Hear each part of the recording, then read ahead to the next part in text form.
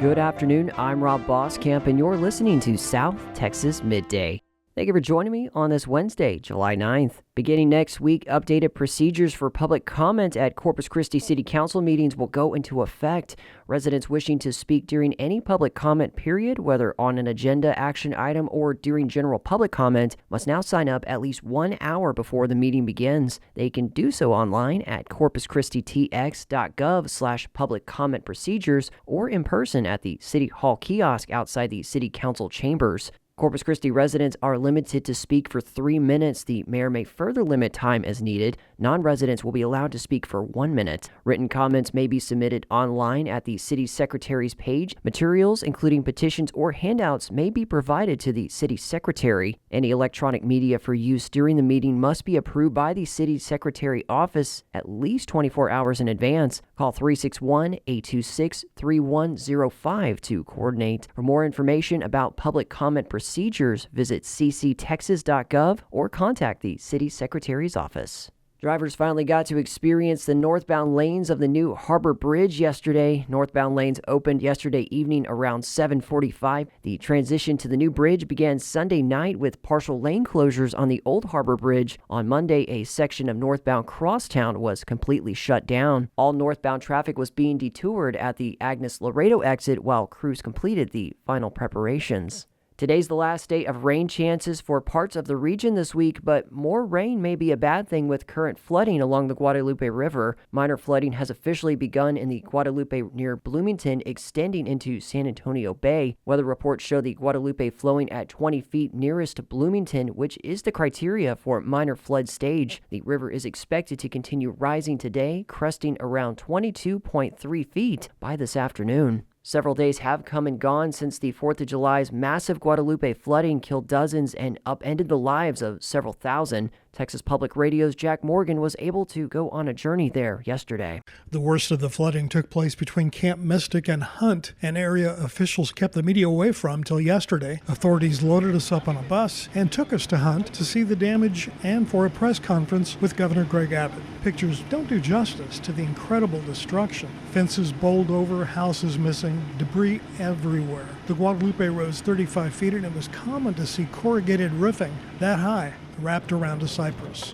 Besides the staggering human toll, the trees bore the most damage. 100-foot-tall cypress, one after the other, leaning at 45 degrees, stripped of their bark. The sounds were that of chainsaws, backhoes, and people getting started again. I'm Jack Morgan in Hunt.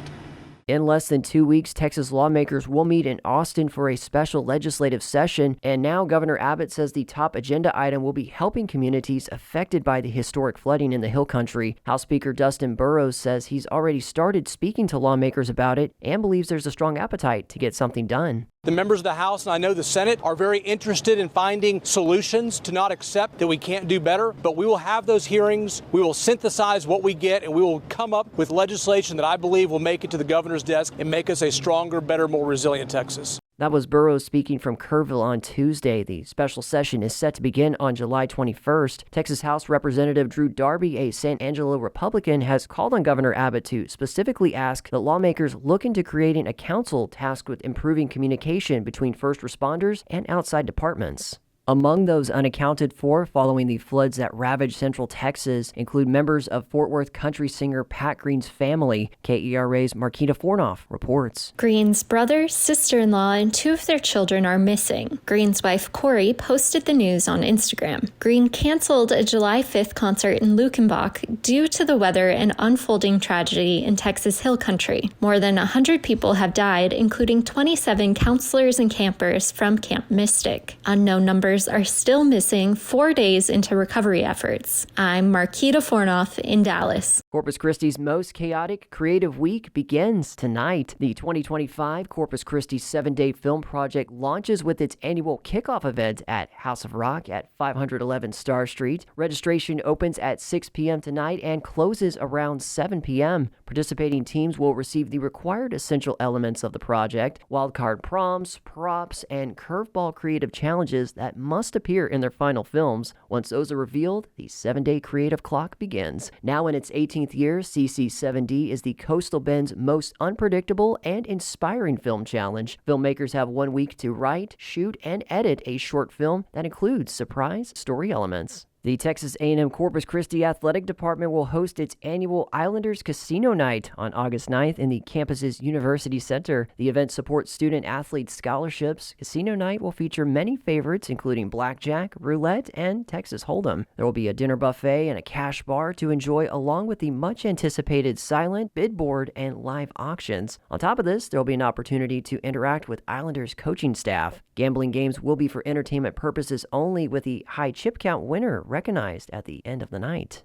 In state news, Gaines County, where the West Texas measles outbreak was first identified, is no longer a designated outbreak county, according to the Texas Department of State Health Services. KTTZ's Samantha Larned has more. On Tuesday, the State Health Department reported a total of 753 measles cases connected with the outbreak since January. 55% of those cases have been in Gaines County, but on July 8th, Gaines was removed as a designated outbreak area. DSHS makes these designations based on ongoing measles transmission. The only Texas county currently considered an outbreak area is Lamar County, northeast of Dallas. Lamar County has seen a total of 23 confirmed cases connected with the outbreak since January, but it also has 5 cases not connected with the initial outbreak, an increase of 2 since last week. In Lubbock, I'm Samantha Larned. High-speed police chases can be dangerous and even deadly. Despite that, there are no uniform rules for how and when police officers can start a chase. KERA reporters analyze police disciplinary records across North Texas, and as KERA's Caroline Love reports, even when officers do break the rules, accountability for pursuits is different from place to place. Cadets at the Tarrant County College Law Enforcement Academy lined up their department vehicles on a scorching afternoon. Academy instructor Dell Atkinson calls out his car window as he demonstrates how to navigate narrow curves.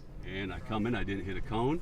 Didn't hit a cone, right, guys? Am I within 18 inches of the front The cone? Texas Commission on Law Enforcement requires licensed peace officers to have a minimum of 32 hours of training on police driving. The cadets in Atkinson's class work for different agencies across North Texas. Each one has their own pursuit policy and discipline officers differently for policy violations. Atkinson says there should be a greater emphasis on driving at academies. We shoot guns all the time, but how often do officers get in a shootout? Not very often, but they drive a car every single day. A KERA analysis of pursuit-related disciplinary records for nearly 200 officers across the region found an average of 5 days unpaid suspension, even when the chase ends in a crash or death. Officers can get a verbal warning in one department or get suspended for a day without pay at another agency for the same infraction. Some are fired or resign, only to be hired by a neighboring department that's likely aware of their disciplinary history. If by disciplining them you can't change their behavior, then you need to find something else for them to do. That's Texas State Criminal Justice Professor Howard Williams. Because they're dangerous not only to their fellow employees, but they're dangerous to the public. Adrenaline can cause officers to get tunnel vision, and Williams says the thrill of the chase can lead to dangerous behavior on the road. Not only do you have one person who's driving irresponsibly, speeding, weaving in and out of traffic, running red lights and stop signs, but now you've got a police officer or two chasing them, which triples the problem. As long as there have been police, there have been police chases, and law enforcement may take fleeing as a challenge to their authority. Dennis Kinney is a professor with the John Jay College of Criminal Justice in New York. The officer has a hard time separating the potential suspect motivations that are, for the most part, unknown and required to base the decision on the known facts. People who are involved in the chase can also be at risk. Bystanders don't always see the cops coming despite the lights and sirens, and officers who hit someone during a chase could be held civilly or criminally liable. Andre Craig died 2 years ago after a Fort Worth police SUV hit his car while pursuing a potentially stolen vehicle. A Tarrant County jury declined to charge the officer, who still works for the Fort Worth Police Department. The city recently settled a wrongful death lawsuit with Craig's family. Tyler Owen with the Texas Municipal Police Association says training can't prepare officers for every situation they'll face in the real world. When they're handcuffed or restricted from being able to carry out their duties, it can hurt morale, but more importantly, it can hurt the public in the sense that they're not going to be as proactive because then you put yourself at risk from receiving discipline. Back at Tarrant County College, Atkinson reminds his students he's teaching them driving techniques, not pursuit policies. You're out there driving a 4,000 or 5,000 pound vehicle. You do what your department of policy says, and I hope you make the right decision because we don't want to see you on the 5 o'clock news. All right? In fact, Texas doesn't have specific standards for vehicle pursuit policies or rules on how to discipline officers who violate them. That means it's up to individual agencies to hold their own officers accountable, something that looks different from place to place. I'm Caroline Love in Fort Worth. And in sports, Islanders women's basketball head coach Toya Wilson announced 10 new additions to the 2025-26 roster yesterday, finalizing her first group of players at the helm. The additions include Maciel Reyes, Kanari Holiday, Asiana Britt, Tamar Vordeport, Chelsea Wooten, Asha Walker, Marissa Shelton, Raina Williams, Sydney Pettis, and Trinity Slocum. All 10 come to the island via transfer. And that is the latest news and information on South Texas Midday. I'm Rob Boskamp. Your community arts calendar and more is on the way.